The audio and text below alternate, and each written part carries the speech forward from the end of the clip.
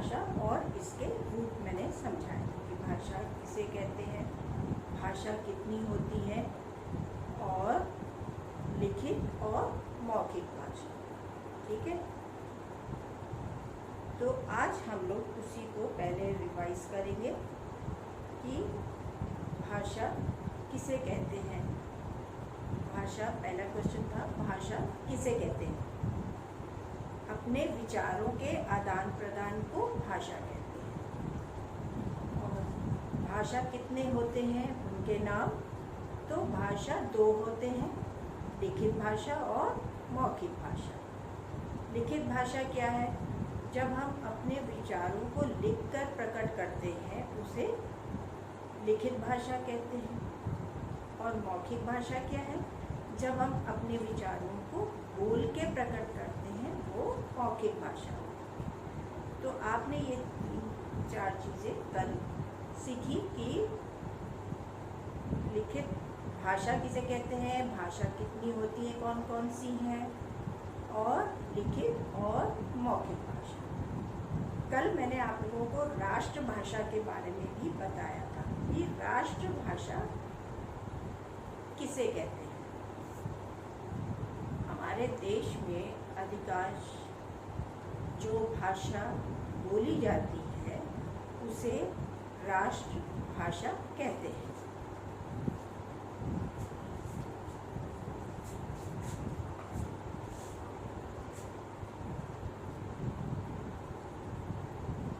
जब कोई भाषा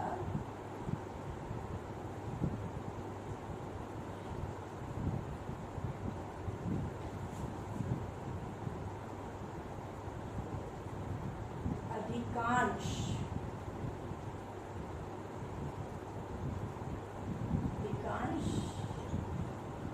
भूभाग पर बोली जाती है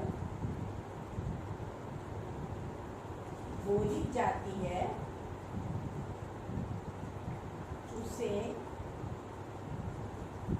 राष्ट्रभाषा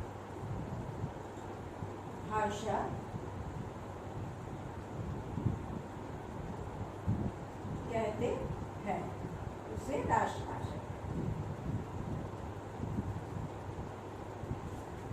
जब कोई भाषा अधिकांश भूभाग पर बोली जाती है उसे हम राष्ट्रभाषा कहते हैं। जैसे हमारी राष्ट्रभाषा क्या है? हिंदी है। जैसे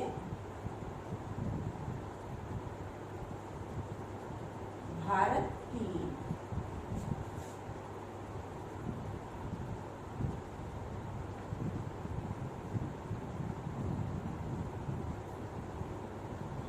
राष्ट्रभाषा हिंदी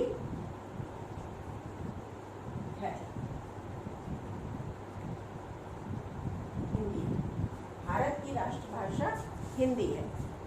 अब आप कहेंगे जो गुजरात में रहता है वो गुजराती बोलता है तो उसकी राष्ट्रभाषा हो गई गुजराती, तो वो राष्ट्रभाषा नहीं। हमारे भारत में कई राज्य हैं और हर राज्य की अपनी एक भाषा है, बोली है, वो भाषा कहलाती है।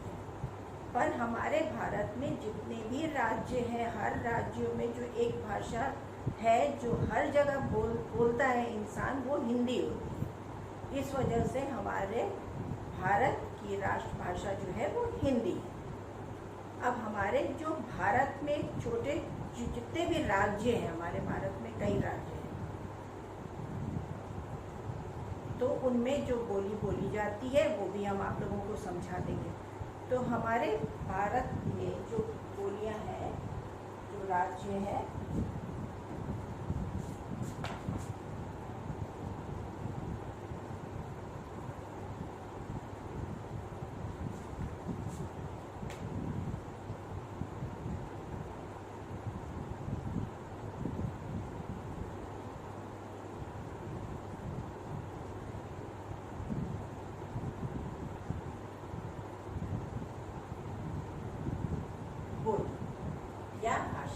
राज्य, भारत में राज्य होते हैं, कई राज्य हैं, और उनमें अपनी बोली जाने वाली बोली होती है। जैसे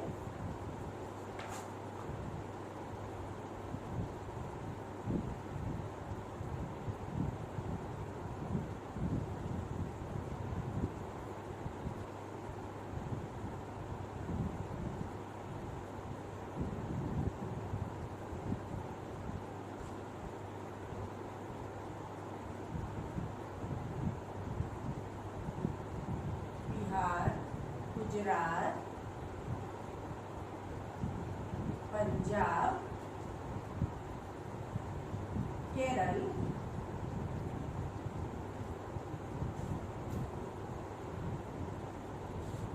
असम,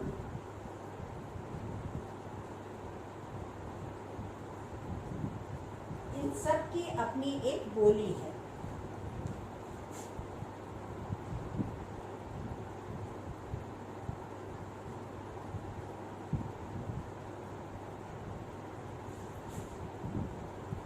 तमिलनाडु में क्या बोली जाती है? तमिलनाडु की अपनी एक बोली है, भाषा है, जो कि कहलाती है तमिल।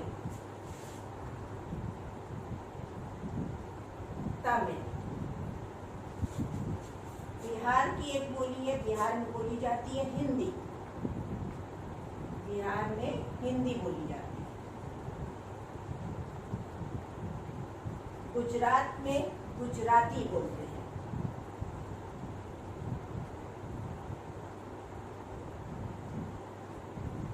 पंजाब में पंजाबी बोली जाती है। ये सब क्या है? भाषा है। केरल में मलयालम बोलते हैं।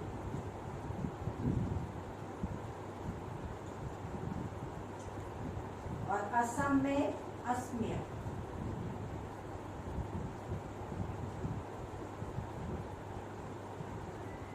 वैसे तो बहुत सारे राज्य हैं और बहुत सारी बोली है, पर हम अभी इतना आप लोगों को समझा रहे हैं। तमिलनाडु, बिहार, गुजरात, पंजाब, केरल, असम और इनकी बोली जाने वाली जो बोली है या इनकी अपनी एक भाषा होती है, वो होती है तमिलनाडु की तमिल होती है। बिहार में हिंदी ही बोली जाती है। गुजरात में गुजराती बोलते हैं। पंजाब में पंजाबी बोलते हैं। केरल में मलयालम बोलते हैं और असम में असमिया बोलते हैं। इसलिए अगर आप ये सोचते हैं कि तमिलनाडु में तमिल बोली जाती है, बिहार में हिंदी, गुजरात में पंजाबी, तो ये वहाँ की तब राष्ट्रभाषा हुई, ऐसा नहीं है। ये वहाँ के राज्य, जो हमारे राज्य भारत में जो राज्य हैं, उन राज्यों में जो बोली है, वो बोली होती है, भाषा होती है, वो राष्ट्रभाषा नहीं होती है। राष्ट्रभाषा होती है हिंदी, ही राष्ट्रभाषा है। तो हिंदी एक ऐसी बोली है जो हर जगह लोग बोलते हैं। इसी तरह से मैंने कल आप लोगों को ये बताया था कि जो है हमारे पशु पक्षियों की भी बोली होती है। ये आपस में एक दूसरे की अपनी बोली समझ लेते हैं, वो भी एक बोली है। उसमें कुत्ता भौं भौं करता है, गाय रंभाती है, कोयल कूकती है, शेर दहाड़ता है और मेंढक टर-टर करता है, कौवा काव काव करता है। ये जो बोलियां हैं, इन बोलियों को आप याद भी करिएगा और मैं अभी आपको लिख के भी दिखाती हूँ कैसे इनको आप करेंगे।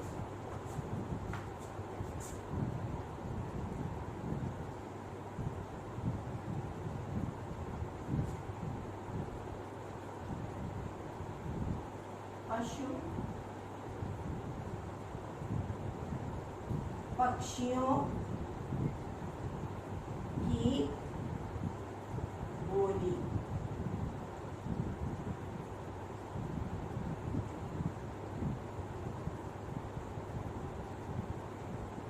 गाय रंभाती है,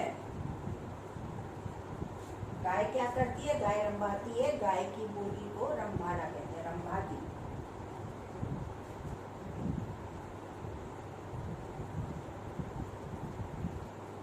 कुत्ता भौं भौं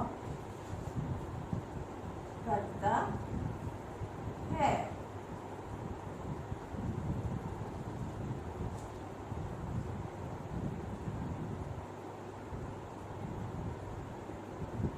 मेढक टर टर करता है।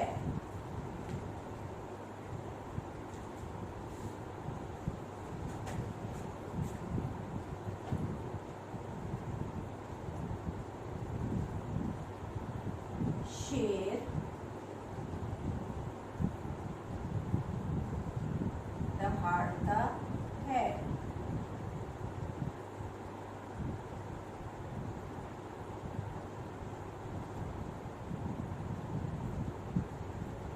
कौवा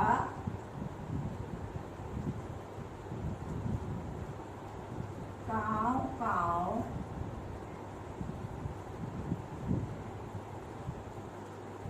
करता है।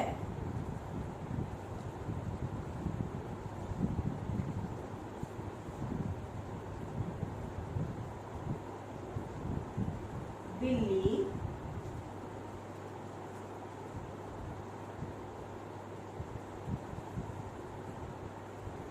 म्याऊ म्याऊ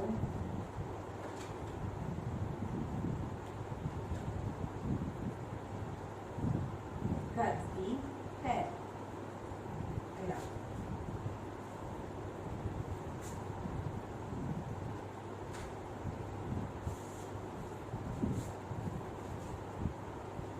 पशु पक्षियों की बोली। गाय रंभाती है। कुत्ता भौं भौं करता है। मेंढक टर टर करता है। शेर दहाड़ता है। कौवा काव काव करता है। गाय बिल्ली म्याऊ म्याऊ करती है। और भी बहुत से जानवर हैं जिनकी की अपनी एक बोली है। तोता टें टें करता है। घोड़ा हिनहिनाता है। गधा रेंगता है। तो इस तरीके से आपकी बहुत सारी पशु पक्षी हैं जिनकी की बोली है। कोयल कू कू करती है। तो ये आपकी बोली हो गई। और आपको शायद ये नहीं पता है कि आपका हिंदी दिवस भी मनाया जाता है, जो कि 14 सितंबर को मनाया जाता है।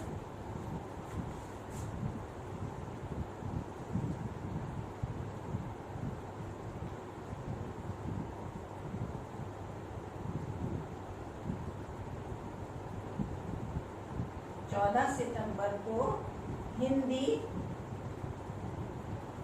दिवस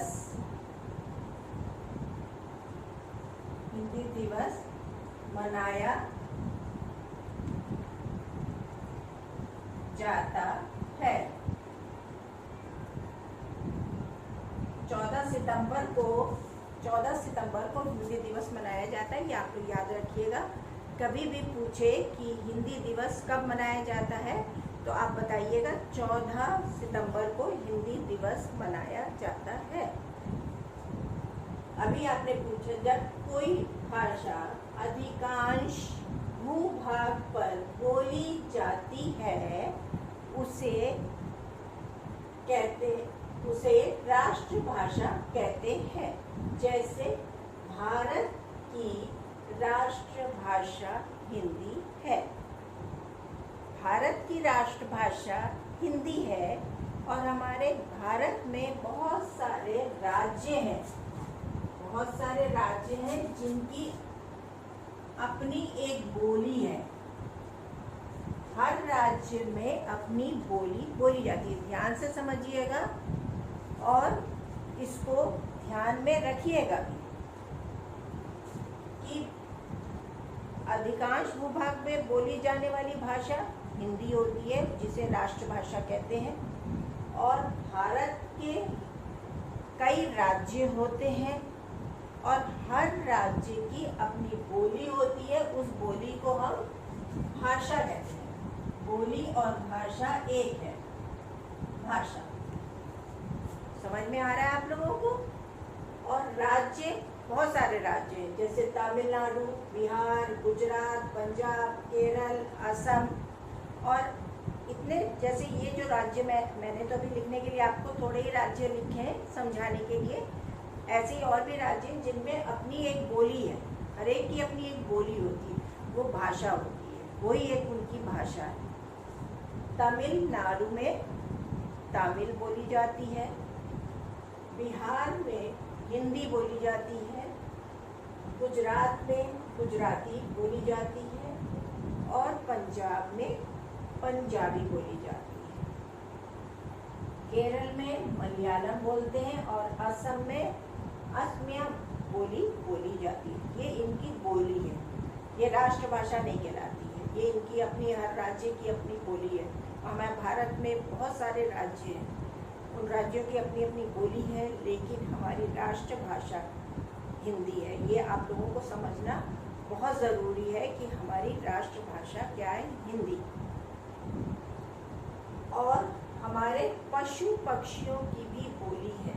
हमारे, जैसे हम अपने विचारों का आदान प्रदान करते हैं उसे भाषा कहते हैं, इसी तरीके से पशुओं की भी अपनी एक बोली है और वो आपस में समझ लेते हैं। जैसे गाय रंभाती है, कुत्ता भौं भौं करता है, मेंढक टर टर करता है, शेर दहाड़ता है, कौवा काव काव करता है, बिल्ली म्याऊ म्याऊ करती है।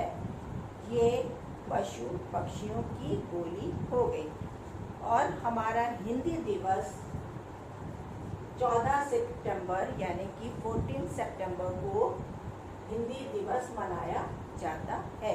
ये भी आप याद रखिएगा कि कभी कोई पूछता है कि आपका कितना हो गया, कितना मतलब आप हिंदी दिवस किस डेट पे मनाया जाता है, तो आप तुरंत उनको बताइएगा कि 14 सितंबर को हिंदी दिवस मनाया जाता है। तो भाषा और इसके रूप में आपने जो प्रश्न जो समझे हैं, आपने एक पहला समझा है भाषा किसे कहते हैं, दूसरा भाषा कितने होते हैं और उनके नाम, लिखित भाषा किसे कहते हैं और मौखिक भाषा किसे कहते हैं, और हमारी राष्ट्रभाषा क्या है, हमारी राष्ट्रभाषा क्या है। फिर आपने कई राज्य और उनकी बोली को समझा है। फिर आपने पशु पक्षियों की बोली भी समझी है। अब हम आप लोगों को हिंदी की कॉपी मिली होगी, उसको कवर करिएगा, उस पर लेबल लगाइएगा और उस लेबल पे अपना नाम लिख के सब्जेक्ट में एक कॉपी पे लिखिएगा हिंदी 1 और एक कॉपी पे लिखिएगा हिंदी 2। तो अभी हम आप लोगों को उस कॉपी के बारे में समझाएंगे कि कौन सी कॉपी बनेगी हिंदी की और किस तरह से आप लिखेंगे और अंदर भी कैसे पेज में आपको लिखना है, ठीक है। और जिनको मिल गई है, जो आपको होमवर्क मिलेगा वो आपको स्कूल की वेबसाइट से मिल जाएगा होमवर्क। यहाँ पे हम जो भी होमवर्क देंगे वो आपको मिलेगा। और जितना अभी हम ऐसे जो काम बोर्ड पे करा रहे हैं, ये आपको फेयर कॉपी में नहीं करना है, ना कल का काम ना आज का काम। आप इन सब कामों को रफ कॉपी में करिएगा, स्कैन कर लीजिएगा, स्क्रीनशॉट ले लीजिएगा और इसको आप लर्न करिएगा और आप अपनी कॉपी में लिखिएगा।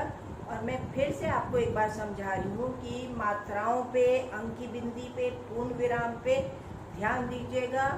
और जहाँ पे मुंह खुलता है, जैसे भ है, ध है, ह है, इसका मुंह खुलेगा। अगर इस पे आप पूरी लकीर खींच देंगे तो ये ध की जगह घ हो जाएगा और ये भ की जगह म हो जाएगा। तो जब भी आप लिखेंगे ये गलत हो जाएगा। तो इन सब चीज़ों पे, मात्राओं पे और पूर्ण विराम पे बहुत ध्यान दीजिएगा। अभी मैं आप लोगों को कॉपी दिखाऊंगी कि कौन सी कॉपी हिंदी 1, हिंदी 2 की बनेगी और किस तरीके से आप, जब आपको होमवर्क मिलेगा तो आप कैसे करेंगे और उसको किस तरीके से कंप्लीट करने के बाद कैसे आप लाइन खींचेंगे। ठीक है, आपको ऐसी एक कॉपी मिली होगी जिसमें कि चौड़ी लाइन है, डबल लाइन इसे कहते हैं, चौड़ी लाइन, पतली लाइन, ये चौड़ी लाइन, फिर पतली लाइन, फिर चौड़ी लाइन है। जब आप लिखेंगे तो चौड़ी लाइन में लिखेंगे, चौड़ी लाइन लिखने की होती है और पतली लाइन मात्रा की होती है। इस पतली लाइन में आपको नहीं लिखना है, सिर्फ चौड़ी लाइन में ही लिखना है। जब आप चौड़ी लाइन में लिखेंगे तो मात्रा यहाँ पे आएगी। और अब मैं आपको बता रही हूँ कि पाठ का नाम कैसे लिखेंगे।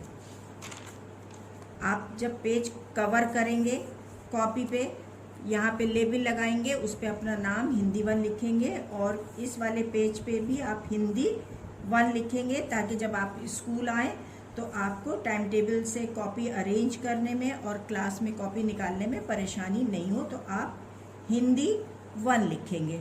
फिर ये जो लाल लकीर है इसके ऊपर आपको हेड पार्ट का नंबर नहीं डालना है, आप ऐसे लिखेंगे पार्ट 1, भाषा तथा इसके रूप, उसके नीचे लिखेंगे चौड़ी लाइन में। और यहाँ पे आप डेट डालेंगे, जो भी डेट पे आप करेंगे काम उसको करेंगे। फिर आप जैसे क्वेश्चन 1 अगर मैं आपको देती हूँ, पशु पक्षियों की बोली लिखे, तो आप इस तरीके से नंबर डालेंगे, चौड़ी लाइनों में आप लिखेंगे, चौड़ी लाइनों में। और पतली लाइनें जो हैं ये मात्राओं की होती हैं।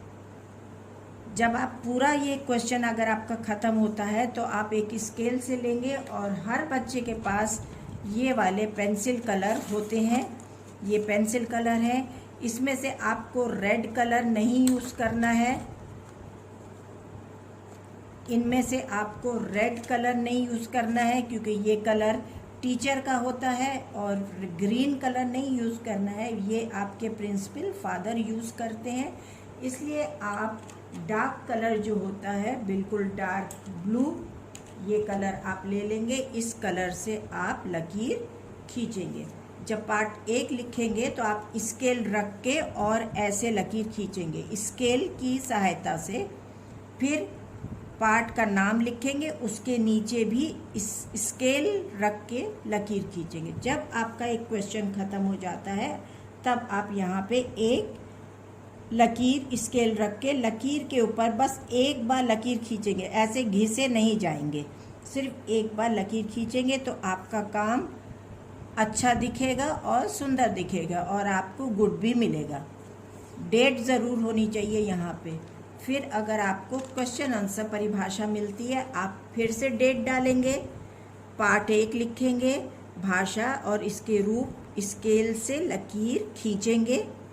फिर आप क्वेश्चन लिखेंगे और फिर उसका आंसर लिखेंगे। क्वेश्चन के बाद आप लकीर नहीं खींचेंगे, क्वेश्चन और आंसर जब कंप्लीट हो जाएगा तब आप लकीर खींचेंगे।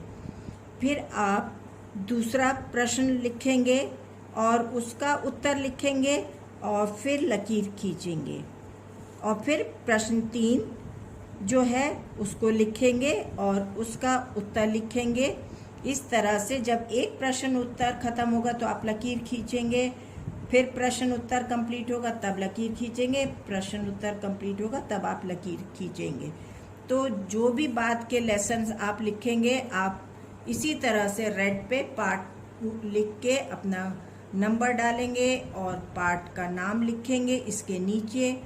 और ये जो चौड़ी लकीर होती है ये लिखने की होती है, इस पे आप लिखेंगे। अगर आप कुछ भी लिख रहे हैं, जैसे आपने यही डाला पार्ट 1, फिर ये पतली लाइन छोड़ेंगे, फिर नीचे चौड़ी लाइन में लिखेंगे भाषा तथा इसके रूप।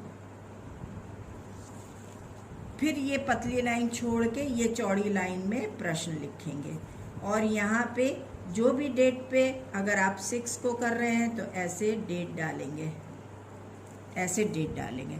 तो अब आप लोगों ने समझ लिया होगा, चौड़ी लाइन में लिखते हैं और ये पतली लाइन ये मात्रा के लिए होती है। फिर चौड़ी लाइन में लिखेंगे, पतली लाइन मात्रा के लिए होती है। और इसमें जब आप कॉपी में करेंगे तो बहुत सुंदर राइटिंग में बहुत ध्यान दे के, कहाँ भ का मुंह खुला है, कहाँ अंक की बिंदी है, कहाँ पूर्ण विराम है, इसी तरीके से करेंगे।